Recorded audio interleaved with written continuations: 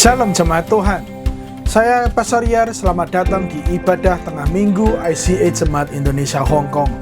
Senang pada hari ini kita bisa bersama-sama datang kepada Tuhan untuk beribadah, memuji Tuhan, belajar dari firman-Nya, dan nanti kita akan menaikkan syafaat. Saya percaya bahwa Tuhan terus menyertai kehidupan kita. Banyak doa sudah dijawab oleh Tuhan. Banyak mujizat sudah kita alami. Mungkin hari-hari ini kita juga sedang berdoa untuk mujizat-mujizat yang lain. Saya berdoa Tuhan akan melakukannya buat kita semua. Jika ibadah tengah minggu ini sudah menjadi berkat buat Anda, saya mendorong bagikan kepada orang lain, bagikan di sosial media Anda, supaya lebih banyak orang bisa menikmati hadirat Tuhan bersama-sama dengan kita, dan mereka bisa diteguhkan oleh iman dan pengharapan mereka melalui firman yang kita dengar. Jemaat Tuhan, kita akan memulai ibadah kita pada saat ini. Mari kita bersatu hati bersama-sama, tim pujian juga yang akan nanti membawa kita masuk dalam hadirat Tuhan. Kami datang kepada Tuhan pada saat ini sebagai satu tubuh Kristus, mengucap syukur buat kesetiaan Tuhan yang sudah kami alami bersama-sama. Tuhan, pada saat ini kami mau menyembah Engkau. Pada saat ini kami mau memuji Engkau. Bila di tengah kesibukan kami sengaja untuk datang kepada Engkau, menikmati Engkau, dan kami mau dikuatkan melalui setiap firman yang kami dengar. Beracaralah di antara kami Tuhan. Mungkin kami tidak berkumpul di suatu tempat ruangan tertentu, kami terpisah oleh jarak dan tempat, tapi kami percaya Roh-Mu yang mengikat kami, menyatukan kami semua pada saat ini. Terima kasih ya Tuhan. Kami membuka ibadah kami pada saat ini hanya di dalam nama Tuhan Yesus. Mari kita semua yang mengasihi Tuhan kita katakan amin, amin. Jemaat Tuhan, mari kita beribadah bersama-sama. Shalom jemaat Tuhan. Selamat berjumpa kembali dalam ibadah tengah minggu kita ICA Jemaat Indonesia Hong Kong. Mari sebelum kita mendengarkan kebenaran firman Tuhan, kita memuji menyembah nama Tuhan terlebih dahulu. Kita akan mengangkat satu pujian yang mengatakan kita selalu ingin dekat dengan Tuhan, kita selalu ingin mendengar apa yang Tuhan mau dalam kehidupan kita. Terima kasih Tuhan. Jadikan kami anak-anak yang senantiasa dengar-dengaran akan Engkau ya Bapa. Terima kasih Yesus.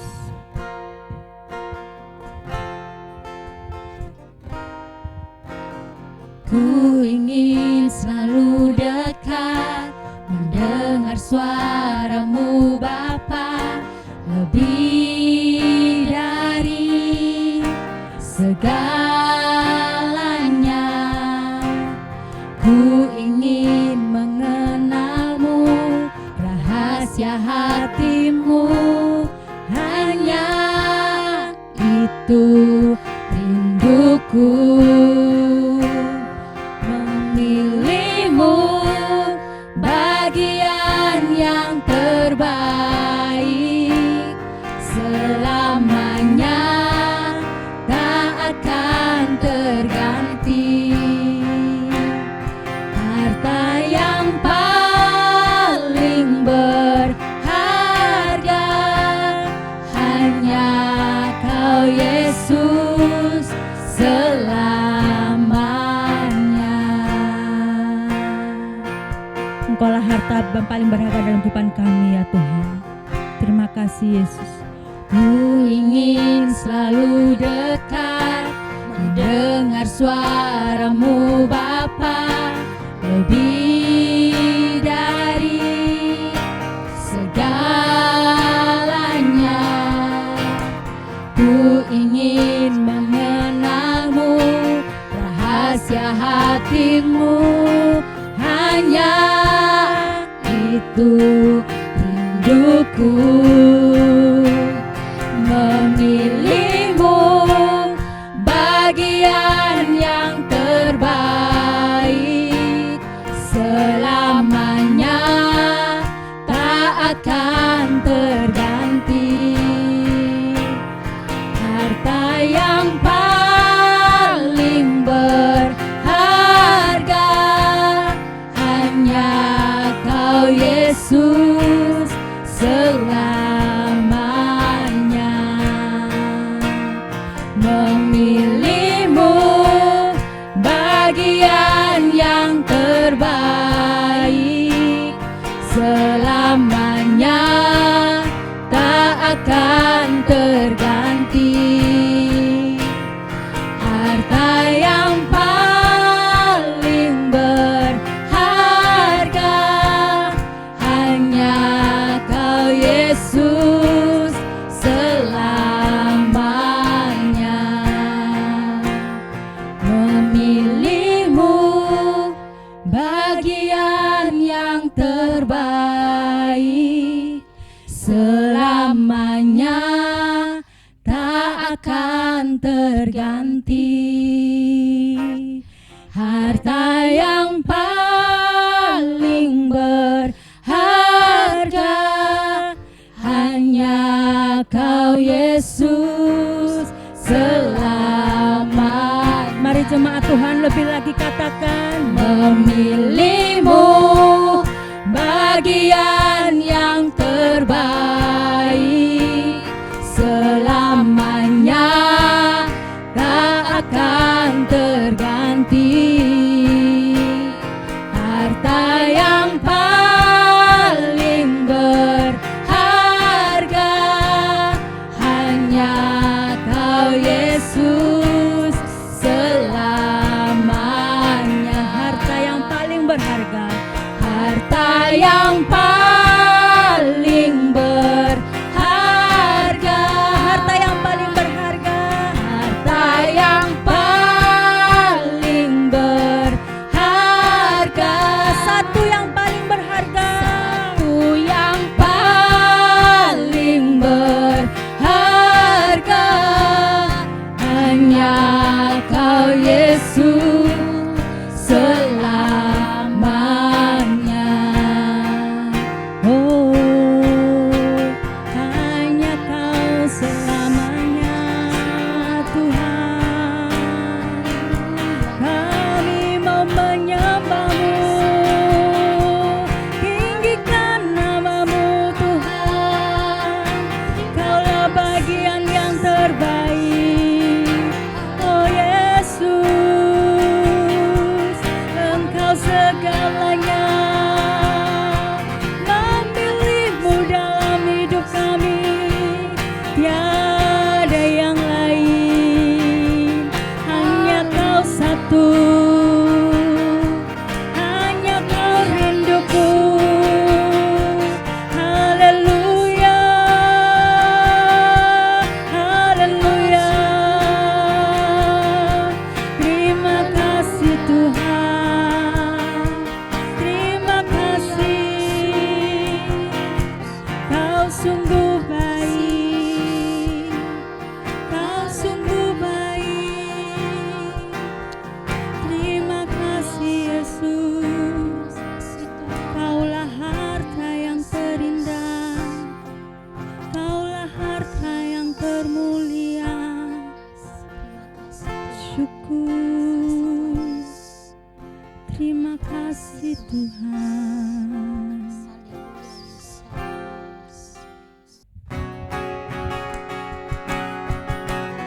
Yesus adalah kekuatan dalam hidup kita, amin.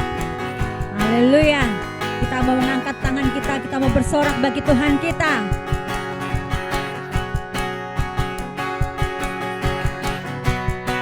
Haleluya.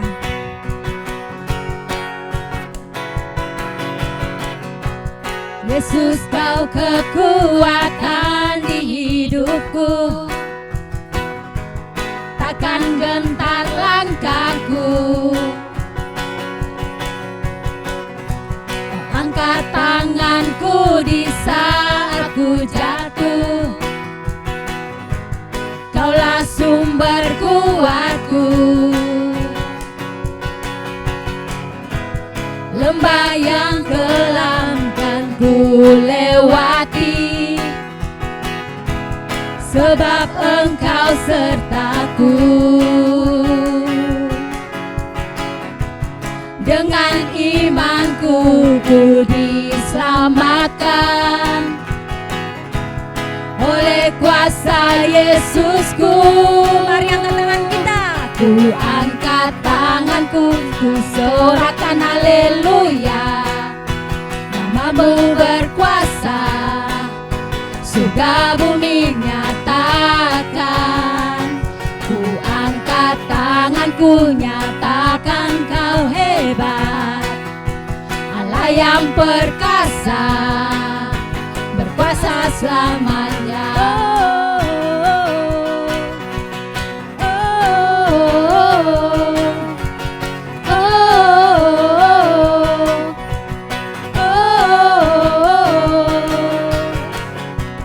Yesus, kau kekuatan di hidupku, takkan gentar langkahku. Kau angkat tanganku di saat ku jatuh. Amin. Kaulah sumber kuatku. Lembah yang kelam kan ku lewati, sebab Engkau sertaku. Dengan imanku ku diselamatkan oleh kuasa Yesusku. Ku angkat tanganku, ku sorakan haleluya. Namamu berkuasa, surga bumi nyatakan. Ku angkat tanganku, nyatakan kau hebat, Allah yang perkasa, berkuasa selamanya. Ku angkat tanganku, sorakan haleluya. Amin. Namamu berkuasa, surga bumi nyatakan. Ku angkat tanganku, nyatakan kau hebat, Allah yang perkasa, berkuasa selamanya.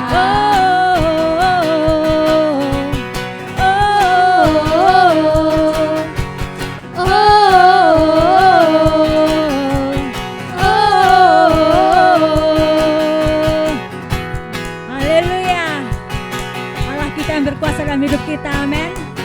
Haleluya. Terima kasih Tuhan. Terima kasih Yesus.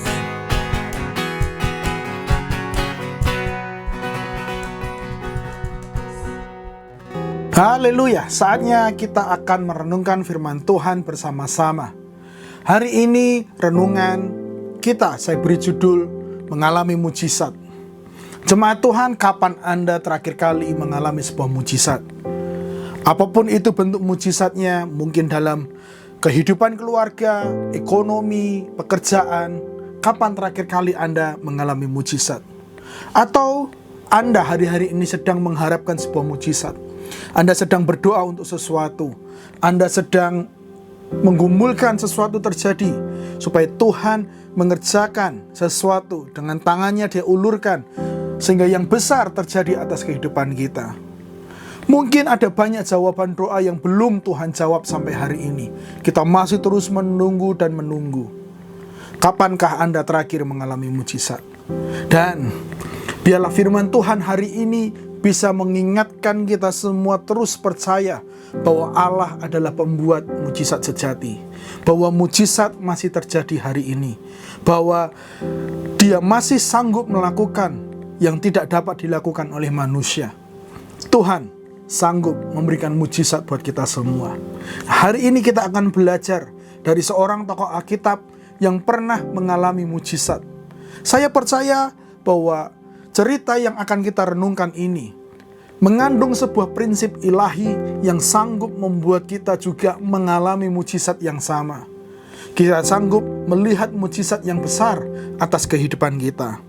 Kita akan belajar daripada cerita Naaman. Sebuah cerita yang sangat familiar buat kita semua. Ketika kita sekolah minggu, kita pasti pernah mendengar cerita seorang Naaman. Naaman kita semua tahu, dituliskan dalam 2 Raja-Raja pasal yang ke-5. Dia adalah seorang perwira Raja Aram. Dia panglima perang. Dia seseorang yang sangat terpandang. Dia adalah seseorang yang sangat disayangi raja, karena baru saja dia memenangi sebuah peperangan yang besar. Naaman adalah seorang yang hebat. seorang yang gagah berani, seseorang yang dapat diandalkan. Namun dalam cerita berikutnya, dia diberitahukan dalam sebuah keadaan yang sakit. Dia sakit kusta. Dia menginginkan sebuah kesembuhan atas tubuhnya yang sedang sakit. Dia ingin sesuatu yang besar terjadi atas kehidupannya. Meski dia bisa memiliki banyak hal, dia sudah dalam posisi yang tertinggi mungkin dalam kehidupannya, dalam karirnya. Tetapi ada satu hal yang perlu dibereskan. Ada sesuatu hal yang perlu terjadi, yaitu kesembuhan secara fisik. Dia sakit kusta.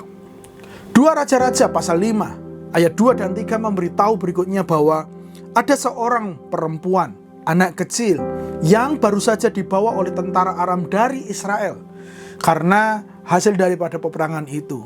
Dan gadis ini yang bekerja di rumah Naaman memberitahu kepada nyonyanya, istri daripada Naaman, untuk bisa pergi ke salah satu nabi yang ada di Samaria pada saat itu. Dikatakan seperti ini, orang Aram pernah keluar bergerombolan dan membawa tertawan seorang anak perempuan dari negeri Israel. Ia menjadi pelayan pada istri Naaman. Berkatalah gadis itu kepada nyonyanya, sekiranya tuanku menghadap nabi yang di Samaria itu, maka tentulah nabi itu akan menyembuhkan dia dari penyakitnya. Sebuah informasi yang sangat menggembirakan, bukan? Sebuah solusi yang diberikan oleh seorang anak, dan anak itu menjamin kalau dia melakukannya, maka dia pasti mengalami mujizat kesembuhan.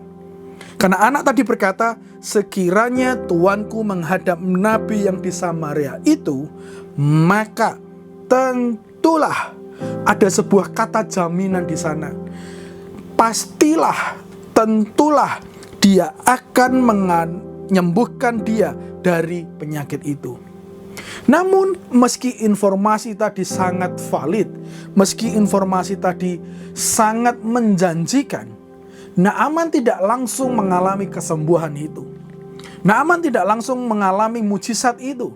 Harus tunggu beberapa saat dulu sampai pada akhirnya mujizat itu terjadi dalam hidupnya. Pertanyaannya terlebih dahulu, mengapa mujizat itu tidak langsung terjadi dalam hidupnya? Ternyata Naaman melakukan sebuah kesalahan.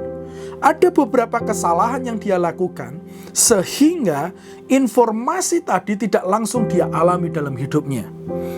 Naaman tidak langsung mengalami kesembuhan atau tidak mengalami mujizat karena dia melakukan kesalahan ini. Yang pertama, dia berpikir bahwa mujizat itu bisa dia beli.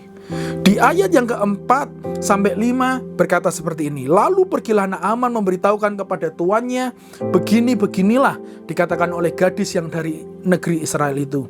Maka jawab Raja Aram, baik, pergilah dan aku akan mengirim surat kepada Raja Israel. Lalu pergilah Naaman dan membawa sebagai persembahan 10 talenta perak dan 6.000 shikal emas dan 10 potong pakaian. Dia berpikir bahwa ketika dia pergi ke sana dan membawa persembahan ini, maka dia bisa mengalami mujizat. Dia berpikir bahwa mujizat itu bisa digantikan dengan harta kekayaan yang dia bawa dan dia miliki. Dia akhirnya tidak mengalami mujizat itu. Mujizat itu tidak terjadi dalam hidupnya karena dia pikir dia bisa membelinya. Hal ini mengingatkan kepada kita semua bahwa mujizat tidak bisa dibeli. Mujizat tidak tergantung terhadap harta yang kita miliki. Mujizat tidak tergantung seberapa banyak yang kita bawa kepada Tuhan. Bukan. Mujizat itu datang daripada Tuhan. Tuhanlah yang memberi mujizat. Dia melakukan mujizat bukan karena apa yang kita bawa kepada dia, bukan karena jumlah harta yang kita miliki. Dia sanggup melakukannya menurut kedaulatannya, menurut kuasanya atas hidup kita. Jadi kita patut bersyukur hari ini bahwa tidak perlu harta kita banyak dulu baru kita mengalami mujizat. Karena sesungguhnya mujizat kita tidak tergantung seberapa harta yang kita miliki. Kesalahan Naaman berikutnya adalah dia pergi ke tempat yang salah. Anak gadis kecil tadi secara jelas memberitahu bahwa Naaman harus pergi ke nabi yang ada di Israel.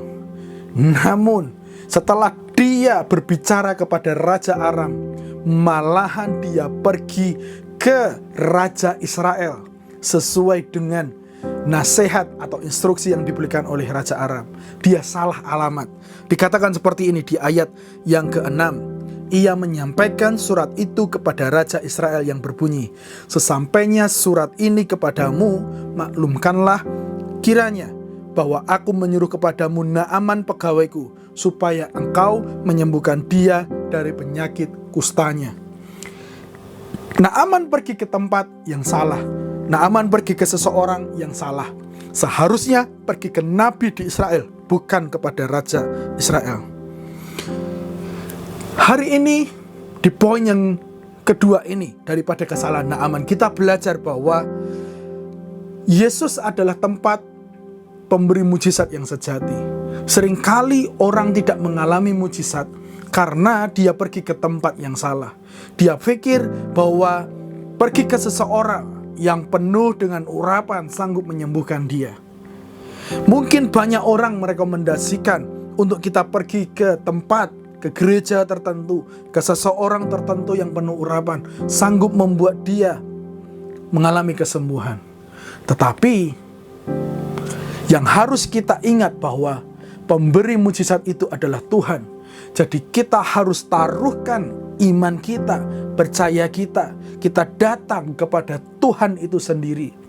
Meski Tuhan bisa memakai orang-orang yang diurapi, saya tahu itu. Tetapi tidak boleh iman kita taruhkan kepada orang yang ada di hadapan kita. Tetapi kita taruhkan iman itu kepada Tuhan yang ada di balik orang tersebut. Manusia yang di hadapan kita hanyalah manusia biasa yang Tuhan pakai. Terkadang Tuhan bisa pakai, bahkan terkadang Tuhan juga tidak pakai mereka. Tuhan bisa lakukan dengan cara kreatif. Namun satu hal yang perlu kita ingat daripada kesalahan Naaman ini, kita harus datang kepada Tuhan itu sendiri, bukan ke tempat yang lain. Dan kesalahan Naaman berikutnya adalah dia ingin sembuh dengan caranya sendiri, bukan dengan caranya Tuhan. Di ayat yang ke-10, pada saat diketahui bahwa Naaman sudah ada di depan pintu, akhirnya Elisa menyuruh orang suruhannya untuk berbicara kepada dia, untuk melakukan ini, dan ini. Seperti ini kata Alkitab, kita baca saja. Kemudian ayat 9, kemudian datanglah Naaman dengan kudanya dan keretanya, lalu berhenti di depan pintu rumah Elisa. Elisa menyuruh seorang suruhan kepadanya, mengatakan, pergilah mandi 7 kali dalam sungai Yordan, maka tubuhmu akan pulih kembali, sehingga engkau menjadi tahir. Tetapi pergilah Naaman dengan gusar sambil berkata, aku sangka bahwa setidak-tidaknya ia datang keluar dan berdiri memanggil nama Tuhan Allahnya, lalu menggerak-gerakkan tangannya di atas tempat penyakit itu, dan dengan demikian menyembuhkan penyakit kustaku. Itu yang dikatakan oleh Naaman setelah dia mendengar bahwa dia harus mencelupkan dirinya di sungai Yordan. Dia berkata bahwa mungkin masih ada sungai yang lain atau dengan cara yang lain. Ayat berikutnya memberitahu bahwa dia pergi dengan gusar. Dia melakukan kesalahan karena dia pikir bahwa mujizat itu harus dengan caranya sendiri. Dia tidak mau dengan caranya Tuhan. Naaman melakukan kesalahan. Satu hal yang dapat kita pelajari daripada kesalahan Naaman yang ketiga ini, bahwa kita tidak boleh membatasi mujizat dengan apa yang bisa kita pikir. Kita tidak mengalami mujizat seringkali karena kita membatasi mujizat Tuhan berdasarkan apa yang kita bisa bayangkan. Kita mengharapkan dengan cara-cara spektakuler, padahal Allah bisa bekerja dengan cara-cara yang sederhana. Jemaat Tuhan, ada 3 kesalahan Naaman yang membuat dia tidak bisa langsung mengalami mujizat itu. Dia berpikir bahwa mujizat bisa dibeli dengan uang. Dia berpikir mujizat itu bisa terjadi karena harta kekayaan yang dia miliki. Yang kedua, dia berpikir bahwa dengan pergi ke sini aku bisa mengalami kesembuhan. Dia pergi ke tempat yang salah. Dan yang ketiga, dia ingin mujizat dengan caranya sendiri. Dia batasi mujizat itu sesuai dengan apa yang dia bisa tahu, dia bisa bayangkan, dengan cara apa yang dia mau. 3 hal ini bisa mengingatkan kita terlebih dahulu supaya kita bisa belajar daripada kesalahan Naaman dan kita tidak terjerumus di sana. Kita tidak boleh melakukan kesalahan yang sama dan kita perbaiki supaya mujizat itu tidak tertahan dan kita langsung bisa mengalami mujizat Tuhan. Saya tidak hanya berkhotbah atau memberitahukan mengenai kesalahan-kesalahan Naaman, tetapi kita akan melanjutkan cerita berikutnya. Cerita berikutnya memberitahukan kepada kita bahwa pada akhirnya Naaman bisa mengalami kesembuhan. Kulitnya dipulihkan oleh Tuhan. Dia menjadi tahir. Pertanyaannya, apa yang dilakukan oleh Naaman setelah dia melakukan kesalahan-kesalahan tersebut? Apa yang dilakukan oleh Naaman setelah dia bertobat dari kesalahannya? Kemudian dia mengalami mujizat. Apa yang membuat pada akhirnya Naaman mengalami mujizat? Ayat 14 ini yang akan menjadi fokus kita. Ada 3 hal yang bisa kita lihat yang dilakukan oleh Naaman, yang bisa kita rasakan dari apa yang terjadi pada saat itu. 2 Raja-Raja 5 ayat 14 berkata seperti ini. Maka turunlah ia membenamkan dirinya 7 kali dalam sungai Yordan sesuai dengan perkataan abdi Allah itu. Lalu pulihlah tubuhnya kembali seperti tubuh seorang anak dan ia menjadi tahir. Hal yang pertama yang dilakukan oleh Naaman pada saat itu, pada akhirnya dia merendahkan dirinya seutuhnya. Dia merendahkan diri seutuhnya di hadapan Tuhan, saya bisa berkata. Karena dia memberitahu, Alkitab memberitahu bahwa maka turunlah ia. Di awal tadi saya memberitahu bahwa Naaman adalah seseorang yang sangat tinggi jabatan. Dia sangat dihormati, dia sangat terpandang, reputasinya baik. Tetapi saat dia turun ke dalam sungai itu, turun ke dalam sungai yang tidak dia harapkan itu, dengan cara yang tidak sesuai dengan apa yang dia pikirkan, dia sedang merendahkan dirinya seutuhnya. Dia melupakan siapa dia. Dia melupakan statusnya. Dia melupakan reputasinya. Dia melupakan image-nya. Dia melupakan kedudukannya. Dengan sebuah kerendahan hati, dia mau melakukannya. Dia layak dihormati dengan apa yang sudah dia capai. Dia layak untuk diperhatikan lebih. Karena pada saat itu Elisa tidak menemui dia langsung. Adalah sebuah hal yang sangat merendahkan sesungguhnya ketika seorang yang berjabatan tinggi tidak berbicara langsung kepada Nabi, tetapi melalui suruhan. Dia layak mendapatkan yang lebih baik, sungai yang lebih bersih. Tetapi itu semua dilupakan dan dia mau merendahkan dirinya untuk sebuah mujizat. Dia merendahkan dirinya dan menyadari keadaannya untuk bisa mengalami mujizat. Jemaat Tuhan yang saya kasihi, ada sebuah pesan yang mendalam di sini daripada sungai-sungai tadi. Sungai Yordan atau Yordan itu sendiri berarti sungai Tuhan. Lalu di beberapa ayat dia memberitahu bagaimana tidak kalau ke sungai Abana atau ke sungai Parpar.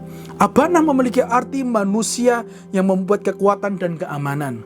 Sedangkan Parpar singkatnya artinya adalah kemampuan manusia untuk membersihkan, mengalahkan, menggagalkan, dan memecah belah. Sungai-sungai yang disebutkan oleh Naaman sesungguhnya berarti semua segala sesuatunya oleh karena manusia. Melainkan sungai yang dipilih oleh Nabi Elisa itu sungainya Tuhan. Artinya dia harus merendahkan diri di tangan Tuhan. Dia harus merendahkan diri di hadapan Tuhan. Dia harus merendahkan dirinya supaya dia bisa mengalami mujizat. Mengalami mujizat perlu merendahkan diri seutuhnya di tangan Tuhan. Kita perlu merendahkan diri kita di hadapan Tuhan supaya Tuhan yang akan melakukan mujizat buat kita. Maukah kita merendahkan diri di hadapan Tuhan? Itu yang menjadi pertanyaan. Seringkali orang hanya mau mujizatnya saja, tetapi tidak mau merendahkan diri di bawah tangan Tuhan yang kuat. Kalau kita memeriksa di Alkitab jemaat Tuhan, merendahkan selalu menjadi salah satu alasan Allah melakukan mujizat kepada umatnya. 2 Tawarik 7:14 berkata seperti ini, dan umatku yang atasnya namaku disebut merendahkan diri, berdoa dan mencari wajahku, lalu berbalik dari jalan-jalannya yang jahat, maka aku akan mendengar dari surga dan mengampuni dosa mereka serta memulihkan negeri mereka. Perhatikan kata di sana. Ada satu kata merendahkan diri sebagai salah satu alasan jawaban daripada mujizat.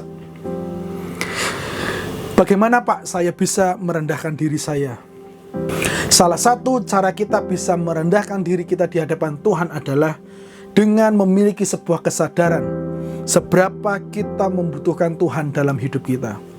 Banyak orang tidak sadar bahwa dirinya butuh Tuhan. Banyak orang tidak sadar bahwa dirinya tidak mampu di luar Tuhan. Jika kita melakukan itu, sesungguhnya kita sedang sombong di hadapan Tuhan.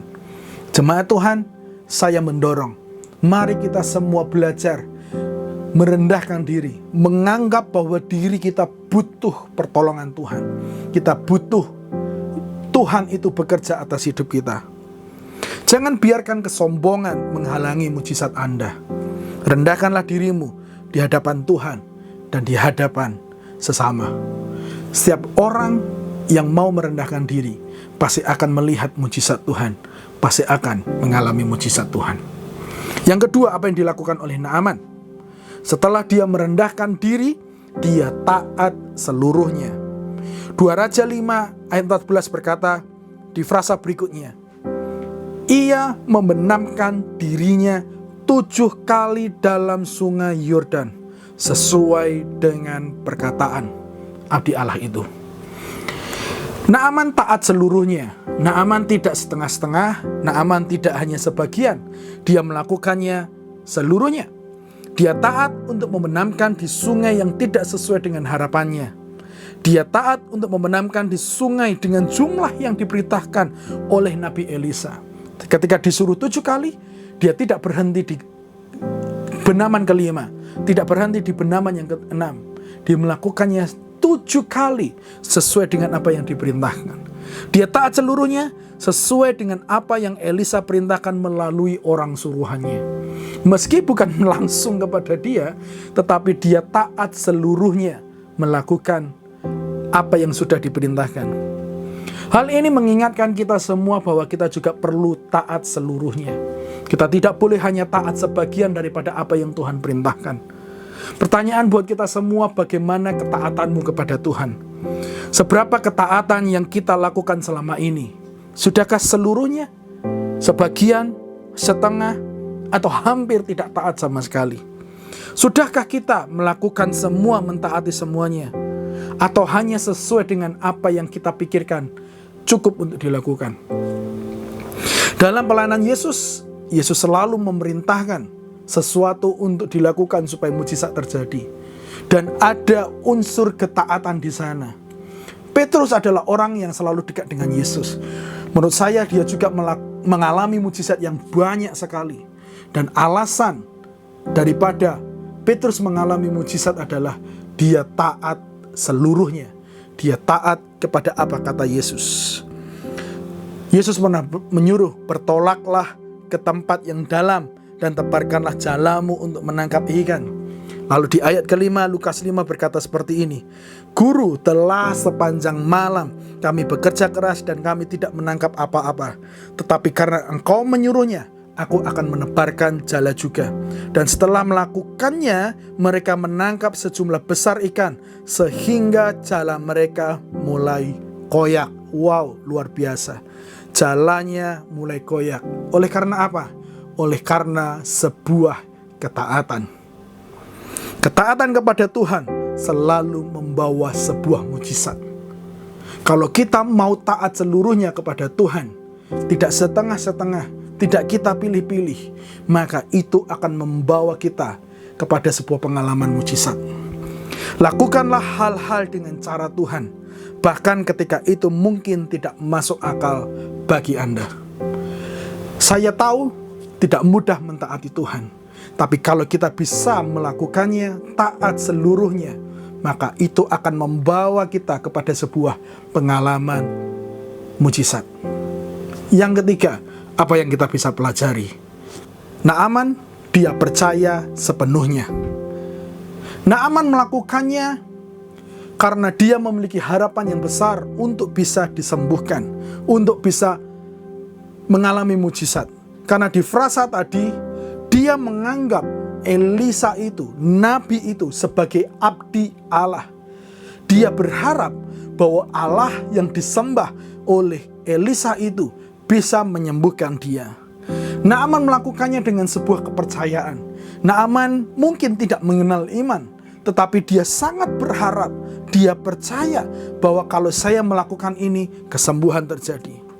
Dia tidak melihat Elisa sebagai manusia biasa, melainkan abdi Allah, karena ia pada akhirnya mengakui bahwa Allah orang Israel sungguh-sungguh berkuasa.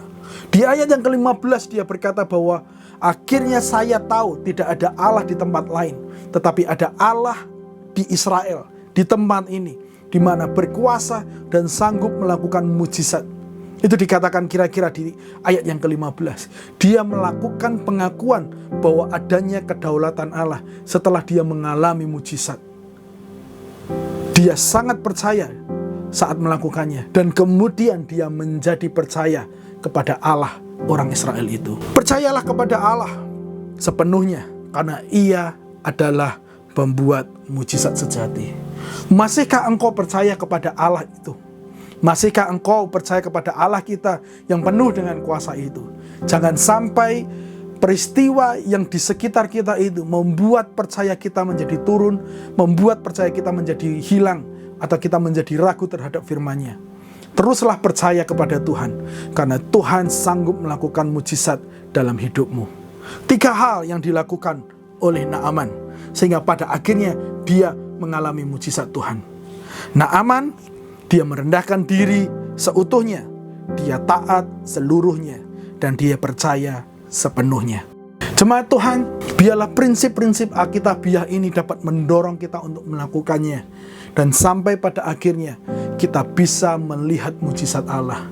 Mungkin ada sebuah mujizat dalam keluargamu yang sedang engkau gumulkan, tentang anakmu, tentang pasangan hidupmu, mengenai suamimu, mengenai orang tuamu, atau sedang ada konflik hari-hari ini dalam keluarga. Percayai, dia pembuat mujizat. Atau engkau sedang rindu untuk disembuhkan, engkau sudah berusaha banyak hal, engkau terus berdoa tapi pada akhirnya belum sembuh juga. Percayai, Tuhan adalah pembuat mujizat sejati. Rendahkan dirimu di tangan Tuhan yang kuat. Taat Tuhan seluruhnya. Belajar untuk bisa mentaati firman.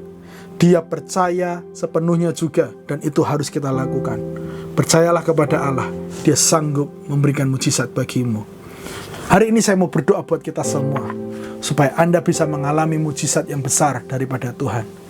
Bapa, pada saat ini hamba berdoa buat seluruh umat-Mu dimanapun mereka berada. Jika hari-hari ini mereka sedang menggumulkan sebuah mujizat, lakukanlah mujizat yang besar itu Tuhan. Kerjakan seturut dengan kehendak-Mu. Jika ada hari-hari ini di antara kami yang sedang menggumulkan secara finansial, mereka tidak tahu bagaimana untuk membayar sekolah anaknya yang sebentar lagi mulai, Tuhan yang akan menolong, Tuhan yang akan campur tangan.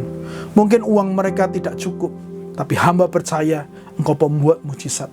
Jika Engkau sanggup membuat 5.000 orang makan dengan 5 roti dan 2 ikan, dengan hal yang sangat sedikit dan kecil itu, tapi Engkau juga sanggup melakukan yang besar atas umat-Mu semua. Mungkin uang mereka kecil, sedikit, tidak banyak, tinggal sisa, tapi hamba percaya Engkau sanggup memberkatinya. Engkau sanggup membuat itu menjadi cukup dan menutup semua hutang pendidikan anak-anak mereka. Jika ada yang sedang menggumulkan itu, hamba percaya itu akan terjadi dalam hidup mereka. Tuhan berkati supaya anak-anak mereka bisa belajar dengan baik, supaya anak-anak mereka bisa mengejar, bekerja keras untuk masa depan mereka melalui sekolah atau kuliah mereka hari-hari ini. Campur tanganlah Tuhan, campur tanganlah atas hidup mereka. Di dalam nama Yesus, Allah bekerja atas seluruh umat-Mu semua hari ini. Terima kasih ya Tuhan, Allah penyembuh kami, Allah pembuat mujizat kami. Engkau masih bekerja hari ini. Meski tangan-Mu tidak bisa kita lihat, kami lihat secara kasat mata. Dalam nama Yesus, kami bersyukur buat firman-Mu. Haleluya. Amin. Haleluya Yesus.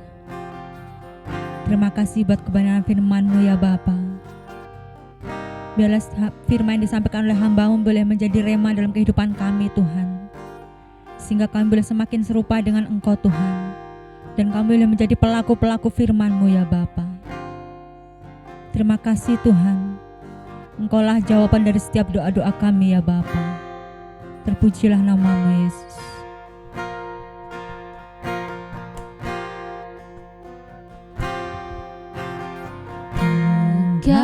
Engkaulah jawaban di setiap doaku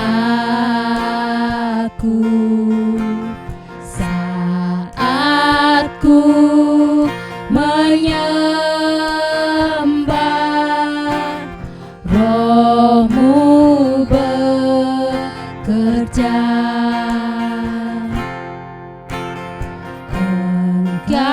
Engkaulah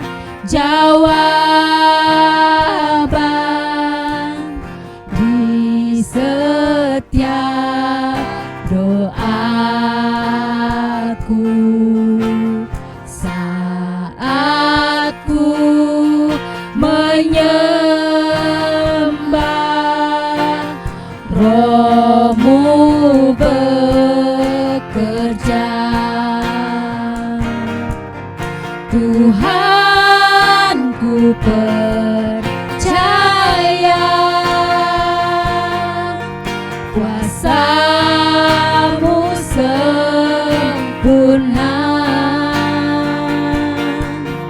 saat ku berdoa. Kuasa-Mu bekerja. Katakan Tuhan, ku percaya kuasa-Mu sempurna saat ku berdoa. Kuasa-Mu bekerja. Mari dari hati kita menyanyikan lagu ini sekali lagi dari awal. Engkaulah jawaban di setiap doaku saat ku menyembah. Roh-Mu bekerja. Tuhan, ku percaya kuasa-Mu sempurna saat ku berdoa. Kuasa-Mu bekerja. Tuhan, ku percaya. Tuhan, ku percaya kuasa-Mu sempurna saat ku berdoa. Kuasa-Mu bekerja Saat ku berdoa, kuasa-Mu bekerja. saat ku berdoa.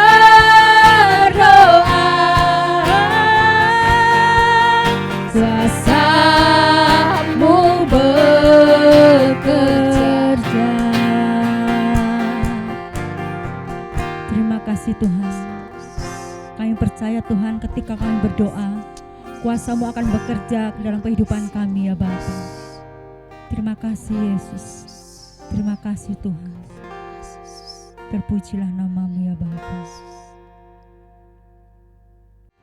Kita sudah mendengarkan firman Tuhan.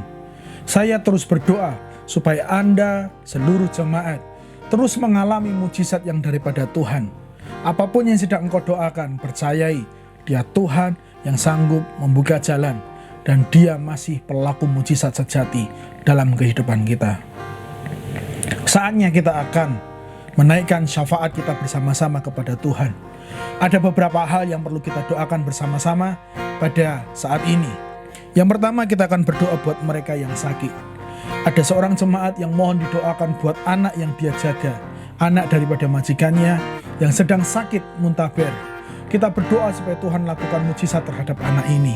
Biar Tuhan yang akan menggantikan setiap ketidaknyamanan dalam tubuhnya dengan sebuah kesehatan ilahi, dengan kekuatan ilahi, dan Tuhan pulihkan keadaannya sehingga dia dapat sekolah tanpa ada gangguan sedikit pun. Dia bisa menikmati hari-hari libur ini sebelum dia nanti masuk sekolah. Lalu berikutnya kita akan berdoa buat seorang anak Tuhan yang kakinya sakit. Ada satu bagian daripada kakinya yang cukup lama sudah sakit dan ini muncul kembali. Kita akan berdoa supaya Tuhan yang akan sembuhkan dia, supaya Tuhan pembuat mujizat itu menyembuhkan kakinya. Dan salah satu jemaat ada bagian tubuhnya yang gatal-gatal, supaya Tuhan yang akan menolong, Tuhan hapuskan semua rasa gatal itu dengan kesembuhan yang sejati daripada Tuhan. Berikutnya, setelah kita berdoa nanti akan mereka yang sakit, kita akan berdoa buat negara Hong Kong ini. Mari kita terus bersama-sama berdoa buat kesejahteraan kota kita. Kota di mana Tuhan menempatkan kita untuk bekerja, untuk melayani Tuhan. Supaya kota ini terus dapat dalam perlindungan Tuhan. Banyak jiwa diselamatkan. Gereja-gereja yang ada terus bersatu hati untuk menjangkau jiwa-jiwa. Mari kita berdoa bersama-sama. Bapa, pada saat ini kami datang sebagai satu tubuh Kristus untuk berdoa ya Tuhan untuk beberapa hal. Yang pertama, Tuhan, kami mau berdoa buat mereka yang sakit. Di dalam nama Yesus, Tuhan, kami meminta kesembuhan atas mereka yang sakit. Buat seorang anak yang dijaga oleh salah satu jemaat yang sedang sakit muntaber ya Tuhan. Tuhan yang akan sembuhkan. Tuhan yang akan pulihkan keadaannya. Tuhan yang akan gantikan rasa sakit itu dengan kesembuhan ilahi. Di dalam nama Yesus kami lepaskan kesembuhan sejati buat anak ini. Dan kami berdoa buat salah satu jemaat yang sakit bagian kakinya. Kemarin baru saja disuntik ya Tuhan. Biarlah Tuhan yang akan memberikan kesembuhan buat anak ini ya Tuhan. Ketika kakinya tidak nyaman untuk berjalan, ketika dia terlalu lelah, dia mengalami kesakitan, Tuhan sembuhkan dia dalam nama Yesus. Dan ada seorang jemaat yang mengalami gatal-gatal di bagian tubuhnya ya Tuhan. Biarlah Tuhan juga yang akan mengambil rasa gatal itu, menghilangkan semuanya dalam nama Yesus, menjadi sehat kembali. Tuhan, 3 orang ini yang minta didoakan untuk kesembuhan, kami lepaskan kuasa Allah atas hidup mereka. Kami lepaskan kasih Allah untuk bekerja dalam hidup mereka. Shalom atas mereka semua Tuhan. Sehingga mereka sembuh. Sehingga mereka mengalami mujizat Tuhan. Sehingga mereka bisa segera pulih Tuhan keadaannya. Jika hari-hari ini keadaan mereka terganggu untuk beraktivitas, tidak akan ada lagi gangguan itu. Karena Allah sudah menyembuhkan mereka. Karena penyembuh ilahi itu telah bekerja atas tubuh mereka yang sakit. Di dalam nama Yesus kami bersepakat bersama-sama, karena firman-Mu yang berkata ya Tuhan, untuk kami berdoa atas mereka yang sakit. Engkau beri otoritas buat kami.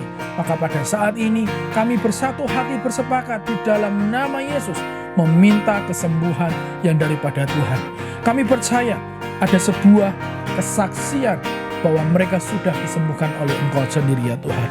Dan kami juga mau berdoa ya Tuhan buat kota kami Hong Kong ini, negara di mana kami Engkau tempatkan untuk bisa bekerja, untuk bisa melayani, untuk bisa mencari nafkah.